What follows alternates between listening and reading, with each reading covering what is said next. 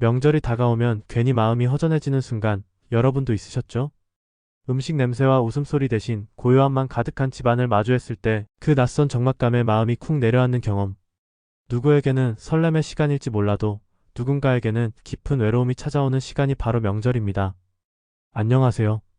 중장년 정서 회복 상담을 20년 넘게 해온 김미숙 상담사입니다. 오늘은 명절인데 가족이 안 모입니다 라는 주제로 변화하는 가족 문화 속에서 우리가 마주하는 감정과 그 안에서 발견할 수 있는 따뜻한 위로에 대해 이야기 나눠보려 합니다. 짧은 만남이 주는 큰 울림, 가족을 기다리는 마음의 무게, 그리고 노년의 외로움을 이겨내는 실질적인 방법까지. 이 영상이 여러분의 마음에 작은 온기를 더해드릴 수 있길 바랍니다. 이야기가 도움이 되셨다면 구독과 좋아요 부탁드립니다. 댓글에 숫자 7을 남겨주시면 그 짧은 숫자가 저에게 큰 힘이 됩니다. 1. 자녀들의 명절 불참 소식과 부모의 허전함. 명절을 앞두고 자녀들에게서 연락이 왔을 때 그것이 반가운 인사가 아니라 이번엔 못 갈 것 같아요 라는 말로 시작된다면 마음 한구석이 쿵하고 내려앉는 기분이 듭니다. 서울에 사는 63세 박 여사님은 올해도 어김없이 떡국을 끓일 생각에 며칠 전부터 장을 보고 집안을 정리했습니다. 하지만 큰아들과 둘째 딸 모두 각자의 사정으로 오지 못하게 되었다는 연락을 받은 날 그 많던 준비물들이 한순간에 무의미하게 느껴졌다고 합니다. 어쩔 수 없지. 애들도 바쁘니까. 그렇게 스스로를 달래보지만 부엌에 놓인 채소 한 단, 냉장고에 들어간 갈비 몇 근이 허전함을 더 키웁니다. 소리 없는 집안, 텅 빈 식탁, 설거지 걱정도 없을 만큼 조용한 그 공간은 오히려 마음을 시리게 만듭니다. 자녀들도 물론 마음이 편치 않겠지요. 멀리 떨어져 살며 짧은 명절 연휴의 왕복 시간을 생각하면 쉬고 싶다는 마음이 앞설 수밖에 없습니다. 하지만 부모에게는 그 하루가 1년을 버티는 힘이 됩니다. 오직 그날을 손꼽아 기다려온 시간이었기 때문입니다. 기다리던 게 사라지면 하루하루가 왜 이렇게 길게 느껴지는지 모르겠어요. 박 여사님의 말처럼 자녀들의 명절 불참 소식은 단순한 일정 변경이 아니라 부모 마음속 빈자리를 더 크게 만듭니다. 혹시 여러분도 이번 명절 부모님께 못 가요라는 말을 전하셨나요? 그렇다면 그 말이 얼마나 큰 허전함이 될 수 있는지를 다시 한번 생각해 보셨으면 합니다. 때로는 따뜻한 말 한마디, 영상통화 한 번으로도 부모님의 마음은 훨씬 덜 외로워질 수 있습니다. 이웃집 풍경에서 느껴지는 씁쓸한 감정. 명절 아침 창문을 열고 마당을 쓸던 박 여사님의 눈에 들어온 건 바로 옆집의 분주한 풍경이었습니다. 아이들 웃음소리, 어른들의 이야기 소리, 그 집은 온종일 활기가 넘쳤습니다. 기름 냄새에 섞인 웃음소리가 담장을 넘어올 때마다 박 여사님의 손길은 자꾸만 느려졌습니다. 이런 날은 시끄러워야 제맛인데 우리 집은 왜 이렇게 조용하지? 명절이란 게 원래 그렇잖아요. 복작복작하고 시끄러워서 정신이 없고 냉장고 문은 열릴 틈이 없고. 그런데 그 모든 풍경이 남의 집일 때 마음 한쪽이 쓸쓸해지는 건 어쩔 수 없습니다. 이웃집은 벌써 며느리가 도착했대. 사위가장 봐왔다더라. 이웃들의 이야기는 작지만 분명하게 들려옵니다. 문득 박 여사님은 자신이 예전엔 그런 이야기의 주인공이었다는 걸 떠올립니다. 큰 며느리가 전을 부치고 손자 손녀들이 뛰놀던 그 시절이 있었지요. 그땐 정신없이 바빴지만 지금 생각하면 그 분주함이 참 고마웠던 겁니다. 하지만 지금은 조용한 집에서 혼자 차린 밥상 앞에 앉아 이웃집의 북적임을 들으며 젓가락을 듭니다. 별반 다르지 않은 반찬인데도 왜 이렇게 싱겁고 왜 이렇게 입맛이 없을까요? 누구나 그런 감정을 느껴본 적이 있을 겁니다. 남의 집 행복이 부럽다기보다 내 집의 정막이 더욱 두드러져 보이는 순간, 이럴 때일수록 내 감정을 정직하게 들여다보는 것이 필요합니다. 쓸쓸함을 억지로 지우기보다 그립다고 스스로에게 말해주는 용기가 위로가 되기도 합니다. 3. 예상치 못한 딸 가족의 방문, 다시 살아난 집안 분위기. 조용하기만 하던 명절 아침 박 여사님의 집 초인종이 울렸습니다.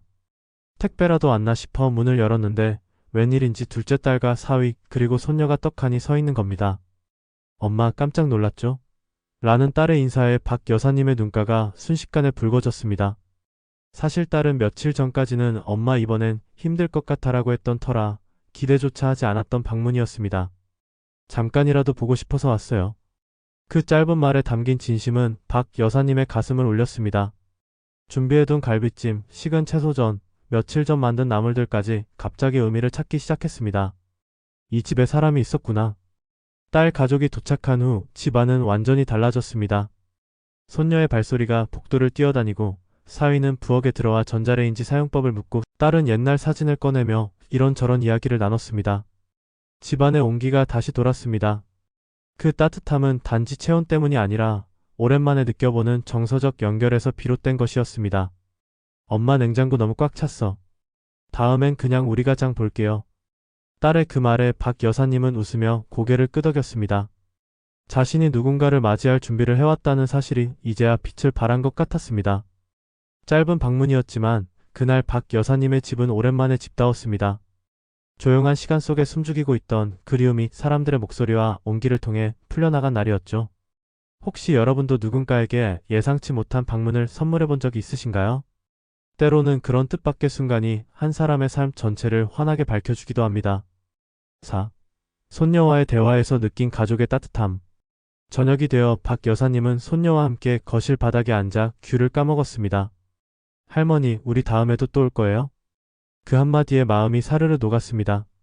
아이의 순수한 눈빛 속엔 아무 계산도 사정도 없었습니다. 오직 함께 있음이 주는 기쁨만이 가득했지요. 박 여사님은 조심스럽게 손녀의 머리를 쓰다듬으며 말했습니다. 너 올 때마다 할머니는 10살은 젊어지는 것 같아. 그러자 손녀는 깔깔 웃으며 그럼 자주 올게요. 할머니 100살까지 살아야 하니까요. 하고 대답했습니다. 그 웃음소리 하나에 집안 공기가 달라졌습니다. TV 소리도 냉장고 돌아가는 소리도 들리지 않을 만큼 마음이 잔잔해지는 순간이었습니다. 아이들은 어른과 달리 복잡한 사정은 모릅니다. 하지만 그 순수함은 어른의 지친 마음을 어루만지는 큰 힘이 됩니다. 손녀와의 대화 속에서 박 여사님은 깨달았습니다. 비록 자녀들이 모두 함께 오진 못했지만 이 짧은 대화 하나가 자신을 얼마나 단단하게 만들어주는지를요. 할머니, 우리 방에 같이 잘래요? 그 말 한마디에 박 여사님은 자신도 모르게 눈시울이 붉어졌습니다. 어린 손녀가 건넨 말이 오랜 외로움을 녹여주는 한 줄기 햇살처럼 느껴졌기 때문입니다. 중년을 지나 노년에 들어설수록 우리가 기대는 건 거창한 선물이나 긴 시간의 방문이 아닙니다. 짧은 대화, 스쳐 지나가는 눈맞춤, 함께한 따뜻한 순간이 진짜 선물이 됩니다. 혹시 여러분도 그런 경험이 있으신가요? 무심한 듯 건넨 한마디가 마음을 깊이 위로해준 기억. 가족이란 결국 그런 존재인지도 모릅니다. 짧은 만남이 주는 위로와 여운. 딸 가족이 집을 떠난 그날 저녁, 박 여사님은 아무 일 없던 듯 조용히 마당을 쓸었습니다. 손녀가 뛰놀던 그 자리에 떨어진 귤껍질 하나를 주워들고 한참 동안 가만히 바라봤지요. 짧은 하루였지만 그 하루가 한 달 갔고 마음에는 오랜 여운이 남았습니다. 딸이 다녀갔는데 왜 이렇게 더 그리울까? 고요한 집 안에서 울리는 시계 소리가 유난히 또렷했습니다. 함께 웃고 떠들던 시간이 불과 몇 시간 전이었는데 지금은 다시 원래의 정적이 돌아온 듯 했습니다. 하지만 박 여사님의 마음은 달랐습니다. 그 짧은 만남이 마음속 빈 공간을 따뜻하게 메워주었기 때문입니다.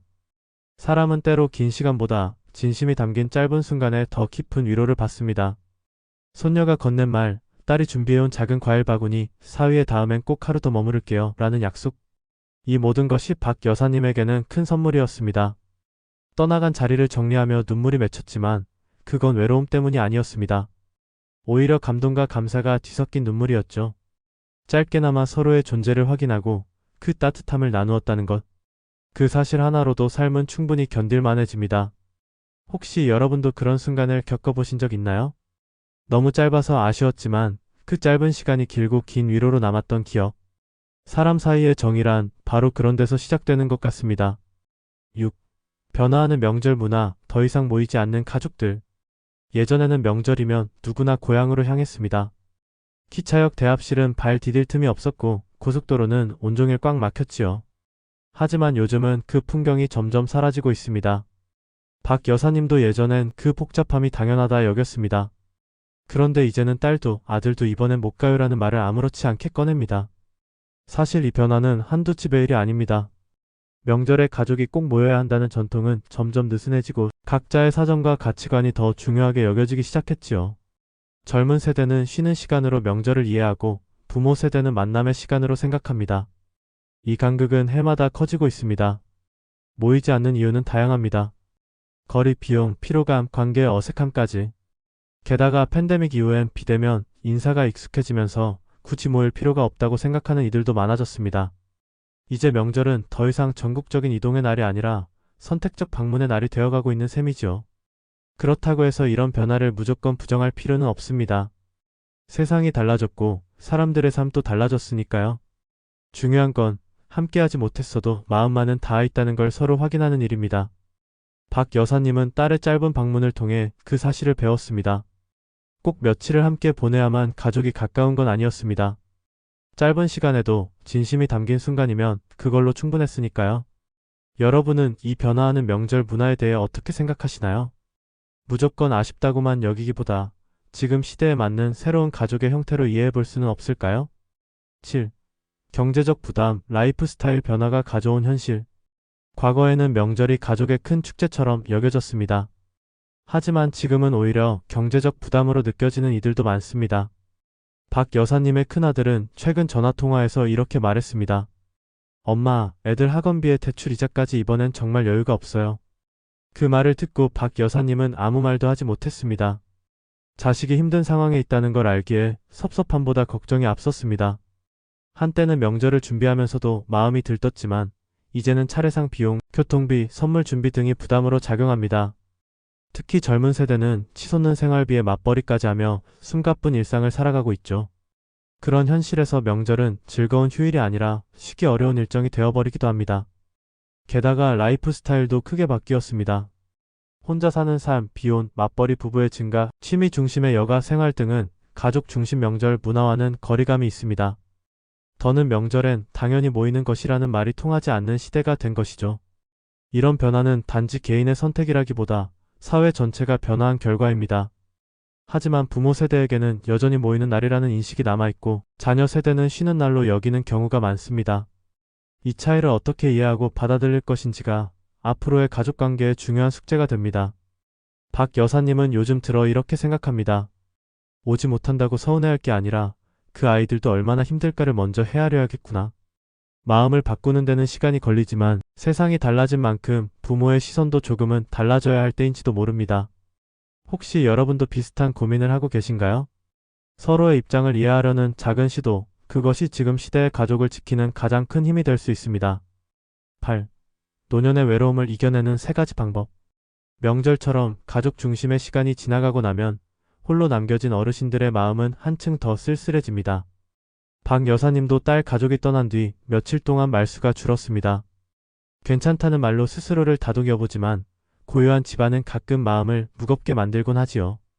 그렇다면 노년의 외로움은 어떻게 이겨낼 수 있을까요? 첫째는 누군가와의 꾸준한 대화입니다. 자녀가 자주 오지 못하더라도 이웃이나 지인과 주기적으로 연락을 나누는 것이 큰 힘이 됩니다. 박 여사님은 근처 교회에서 운영하는 중년 여성 톡서 모임에 나가기 시작했습니다. 처음엔 어색했지만 지금은 책보다 사람들과 나누는 이야기에서 더 많은 위로를 얻습니다. 둘째는 스스로를 위한 작은 루틴 만들기입니다. 산책, 식물 키우기, 가벼운 취미 활동 등은 외로움을 줄이는 데 큰 도움이 됩니다. 박 여사님은 매일 아침마당 화분에 물을 주는 일을 빼먹지 않습니다. 이 아이들도 나처럼 누가 와주길 기다리는 것 같아요. 이런 작은 일상에서 위안을 느낀다고 하셨죠.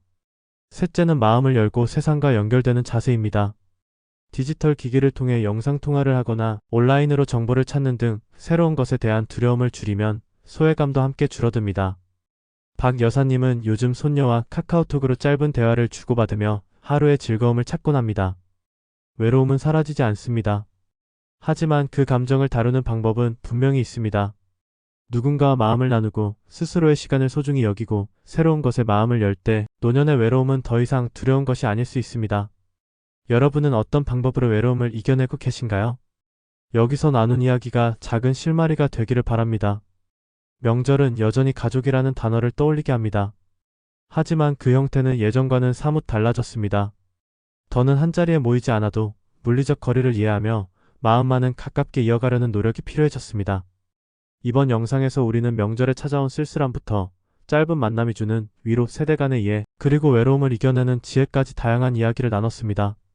어쩌면 변화된 가족 문화 속에서 가장 중요한 건 이해와 기다림일지도 모릅니다. 꼭 전통을 고수하지 않아도 괜찮습니다. 중요한 건 서로를 향한 진심입니다. 우리 모두가 지금 시대에 맞는 따뜻한 방식으로 연결되고 있다는 사실 그 자체가 위로가 되었으면 합니다. 혼자 남겨졌다고 느끼는 순간에도 누군가는 분명히 여러분을 떠올리고 있습니다.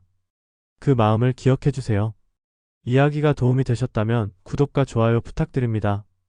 댓글에 숫자 7을 남겨주시면 그 짧은 숫자가 저에게 큰 힘이 됩니다. 여러분은 어떻게 느끼셨나요? 여러분의 명절 이야기도 댓글로 들려주세요.